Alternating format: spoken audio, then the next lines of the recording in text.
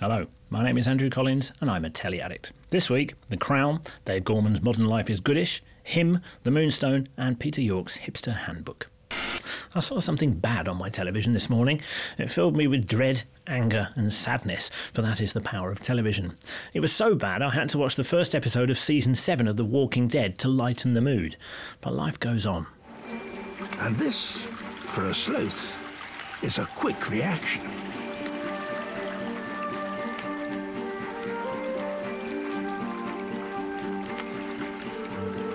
Feeling a bit better? The first part of that wise old Galapagos tortoise David Attenborough's latest bulletin from the natural world was marked by death, destruction and danger, which is why I'm focusing on this pygmy three-toed sloth and his quest for a mate. We'll come back to him. In the meantime, a marriage made in heaven. Celebrity interviews are full of this kind of stuff. We're always asking actors to tell us their guilty pleasures. This is Saran Jones, whose guilty pleasure is The Real Housewives of Cheshire. This is Patricia Arquette, whose guilty pleasure is a property show called House Hunters International. Why are you having any guilt about these? Why does nobody ever answer with an actual guilty pleasure? A pleasure that involves actual guilt.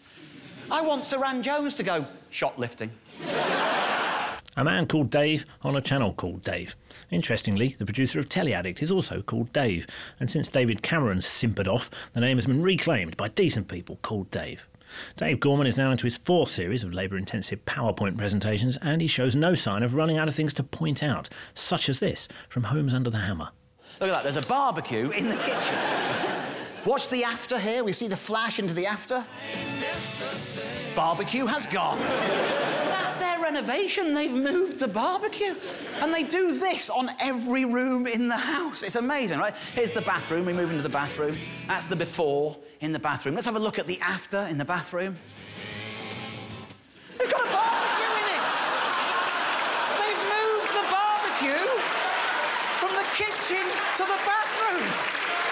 In this first episode, which moved seamlessly from Extractor fans to specialist magazines, no, not that kind, our genial supply teacher confirmed that he represents his own special intersection in the Venn diagram of stand-ups who are funny, stand-ups who are clever, and stand-ups who use Venn diagrams. Now, it's easy to work out which magazine is for you. Just use the Venn diagram system. What you've got here is you've got the people who like horses, and you've got the people who like hounds, OK? Obviously, there's a crossover in the middle there. They are the people who like horses and hounds. Of course, what unites them all is that they all hate foxes. If you missed it, you can catch up with Dave on UK TV Play. And as you'll have spotted, in fond tribute, I'm wearing a brand new Dave Gorman-style shirt for the occasion. But this shirt, it turns out, says something about me. When people tell me I'm a geek, they normally give me two reasons. On the geek checklist, I qualify twice, apparently. Number one, I wear a check shirt. Yeah. Which I do. I admit that is true. Yes, I do. Like the notorious geeks Ross Kemp and Bear Grylls. Yeah. It's a burning issue. Style commentator Peter York from the 80s made a documentary for Now about people who wear check shirts but who aren't necessarily geeks. This looks very outdoorsy, American. Yeah. Would you wear one? No.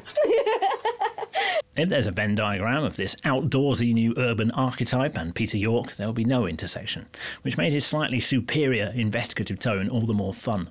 You probably call them hipsters, but you don't necessarily know any. They live in very urban areas in big cities. They're not exactly a subculture, nor exactly a tribe, but they're united by a love for buying special, real things.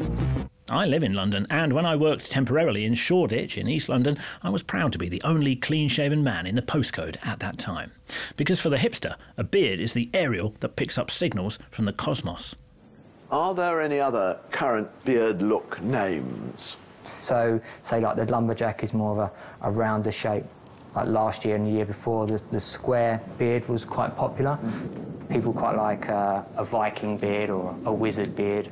This programme was hilarious. Hey, I used to be what you might have called a goth in the 80s, but I never called myself one. It's the same with these white male urban entrepreneurs. They're all individuals. This is an amazing bike. We use this for nipping about in the local area if we've got to get fruit from Ridley Road, or we want to just drop off a couple of cases to the local cafe. Our three-toed sloth could do with one of those.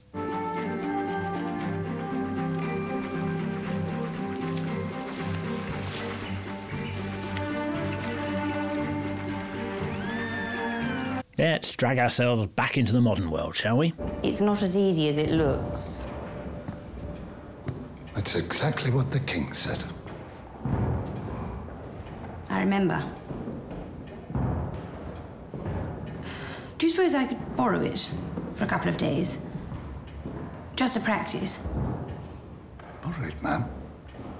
From whom?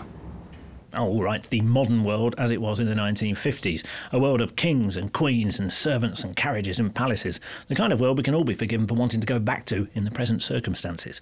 Could it be that it was all so simple then? Your father took George. Obviously his name was Albert. And before he abdicated, your uncle took Edward. Of course, his name was David. What's wrong with my name? Nothing.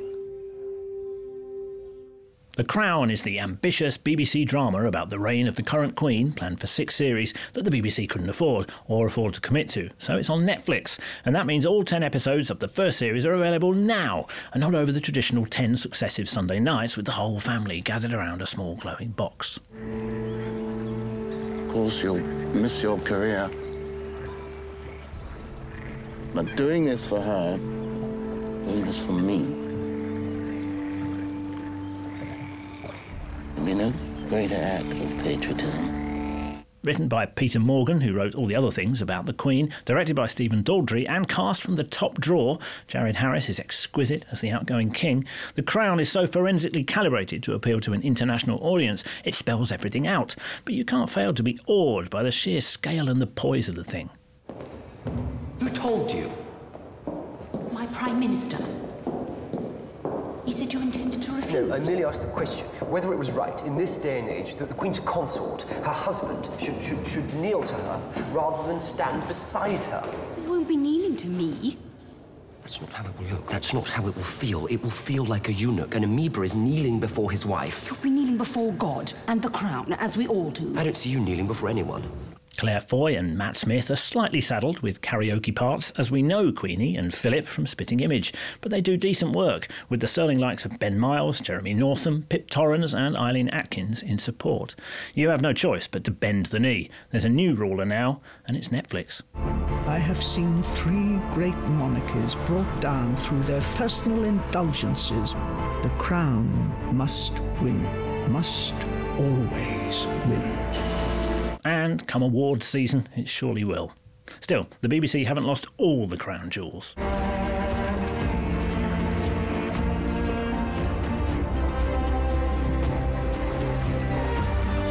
The Beeb isn't averse to dumping a whole series either. If you ventured into the afternoon last week, you might have caught this rather good adaptation of Wilkie Collins' proto-whodunit, The Moonstone, over 5 consecutive days, which made the most of an afternoon budget.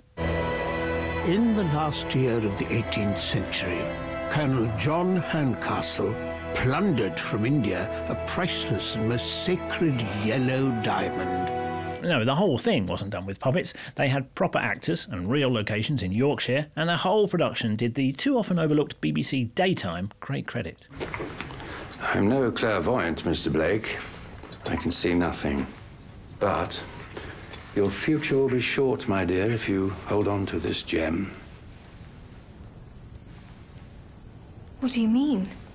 The Moonstone is of inestimable value in India. Not financial, of course, but spiritual. Its appointed guardians would move heaven and earth to reclaim it. Known as the first detective novel, The Moonstone is certainly definitive of the locked room mystery and boasts John Thompson as the detective, amid a lively cast of lesser-knowns who are certainly more diverse than the last time the BBC adapted it in 1996, when the Indian jugglers were the only non-white faces. Penelope, where are you going? Rosanna is late to dinner. I'm sent to fetch her in. She walks alone again? For her health, she says. But I would not go for my health where she is gone. Leo Ringer and Nisa Cole. Hey, to prove how alert to modern period drama daytime are, they even worked in a Poldark moment for new face Joshua Silver.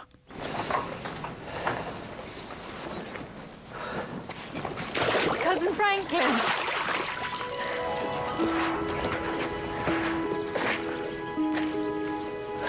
It's on the iPlayer. Give it a spin round the drawing room. You might be surprised. I'd also dismissed three-part drama Him because it was about a boy with telekinesis, and I rarely get on with horror or ghost stories on TV. But I caught up with it, and it was good.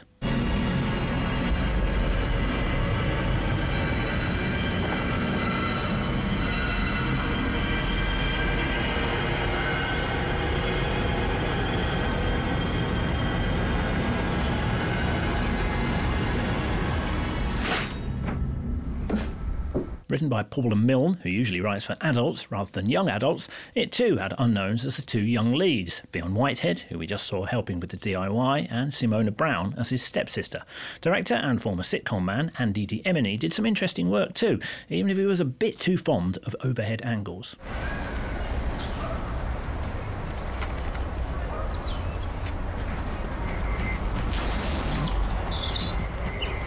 Hi.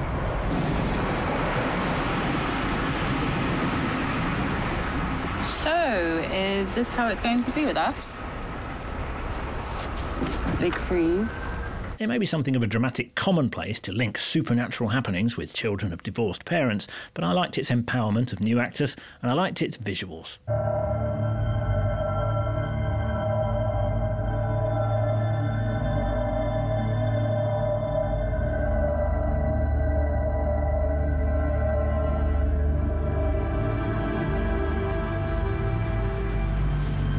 It's almost a moment of zen in a week when peace is at a premium. But we've already got one of those, haven't we?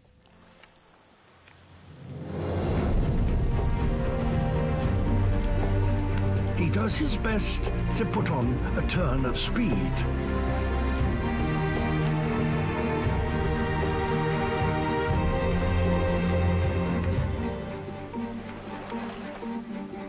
But she's not the one.